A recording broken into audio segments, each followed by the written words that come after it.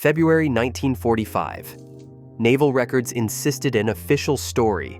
A Nazi U-boat vanished near Gibraltar, lost to Allied attack. But half a century later, its broken hull surfaced off New Jersey, 3,000 miles from the official account. Inside, evidence challenged wartime history, and a single detail would terrify even veteran investigators. How did everyone get it so wrong?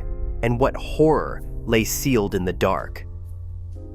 Official records from the German Kriegsmarine loss list state that U-869 was destroyed near Gibraltar in February 1945. The entry was taken at face value by navies and historians alike, and the official paperwork left little room for doubt. The entry appears straightforward. Coordinates were marked off the coast of Morocco, with a brief note, presumed sunk by Allied attack. Allied after-action reports echo the claim, crediting the kill to anti-submarine forces in the Straits of Gibraltar. For decades, this paperwork stood unchallenged, accepted by archivists on both sides of the Atlantic. Yet a single glance at the Atlantic map tells a different story. The wreck of U-869 rested 3,000 miles away, off the coast of New Jersey. Animated dots, one red at Gibraltar and one green off New Jersey, capture the contradiction in a single frame. That distance is not just geographic, it is a gap in the official memory of the war.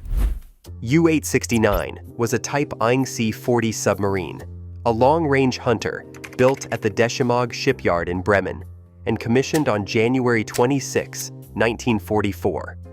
Designed for distant patrols, it could cross the Atlantic, slip past Allied convoys, and strike deep into enemy waters.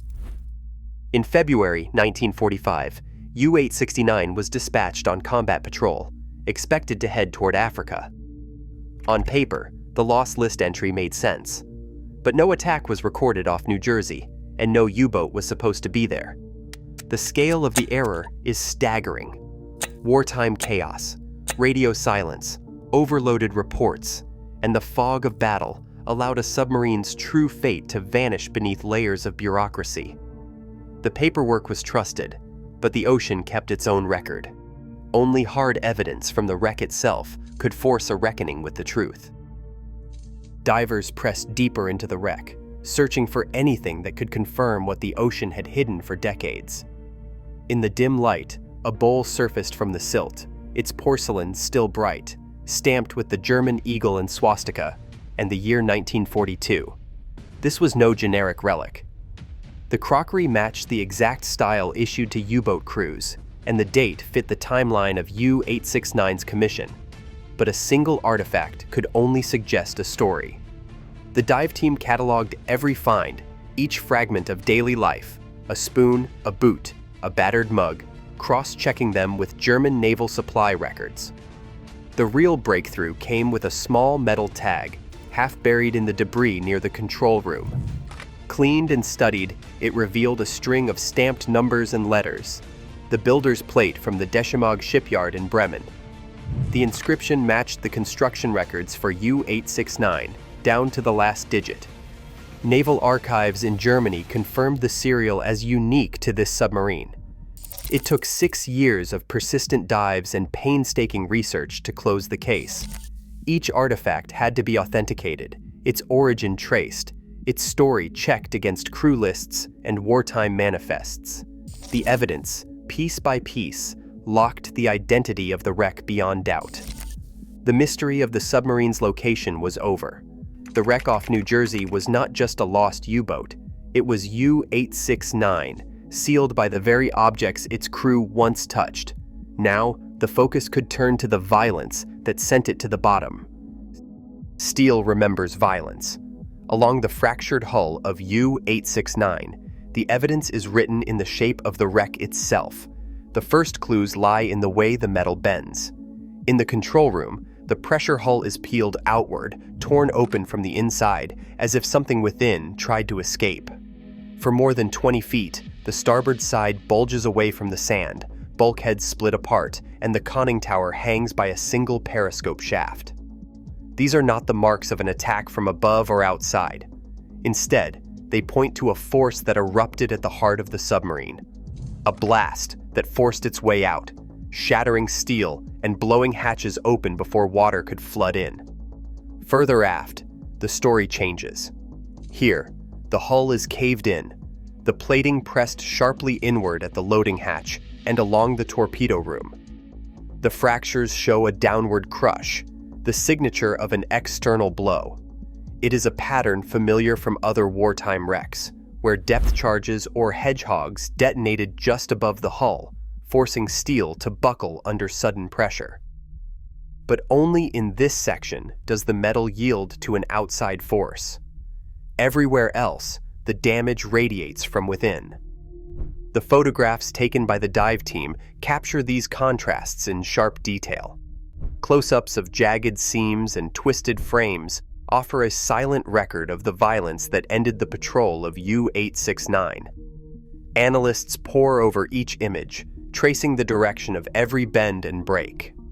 The evidence is clear. The submarine suffered both an internal explosion in the control room and a separate external attack at the stern. Each scar in the metal tells part of the story, one that only the wreck itself could reveal. Details matter. The mechanics of a submarine's destruction can be traced in the smallest traces of steel bent at unnatural angles, the orientation of a hatch, the pattern of debris. In the case of U-869, the forensic lens narrows on the forward torpedo room and the possibility of a circular run torpedo. German G7E electric torpedoes, the kind loaded in U-869's bow tubes, were notorious for their flaws. Reports from the wartime Navy document dozens of cases where these weapons malfunctioned, looping back in a deadly arc toward their own submarine. The G7E guidance system, meant to home in on a ship's propeller noise, could misfire, picking up echoes from the U-boat's own engines. When that happened, the torpedo would begin a slow, spiraling turn, its warhead armed and its path unpredictable. Margin for error was small. On a Type 1X C-40 like U-869, the 6 forward tubes sat just below the control room, separated only by a bulkhead and a narrow corridor. If a torpedo failed in its launch or circled back, the margin for error was measured in meters. Diagrams of the U-boat interior show how a blast inside a tube could send a shock wave through the pressure hull, forcing steel outward along the starboard side. The control area, already exposed by the design's layout, became the focal point for any internal detonation. Circular run incidents were rare, but not unheard of. U-850 and U-426 both fell victim to their own weapons, their hulls ruptured from within. The forensic evidence on U-869 matches these cases. Outward bent plating, bulkheads torn apart, hatches blown open.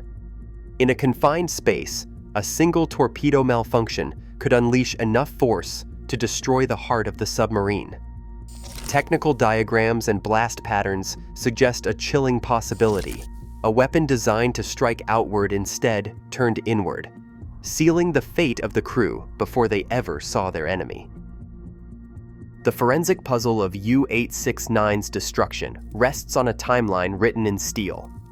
Investigators mapped the damage sequence, tracing the blast signatures from bow to stern. In the control room, the hull is torn outward, evidence of a force erupting inside the pressure hull. Bulkheads are forced apart, hatches blown open, and the conning tower is nearly sheared away. This pattern matches internal detonation, a scenario where a torpedo explodes within its tube or just after launch, sending shockwaves through the submarine's core. Comparable cases like U-850 and U-426 show similar signs when their own weapons turned against them. But the story does not end there. AFT of the control room, the hull is crushed inward at the torpedo loading hatch. This is the hallmark of an external blast, likely a depth charge or hedgehog, the kind deployed by Allied destroyers hunting submarines off the American coast in 1945.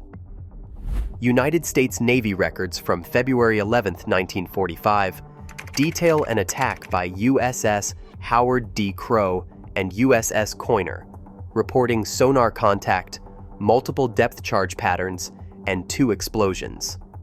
The official account credits these ships with the kill, supported by the presence of 2 distinct breach sites on the wreck.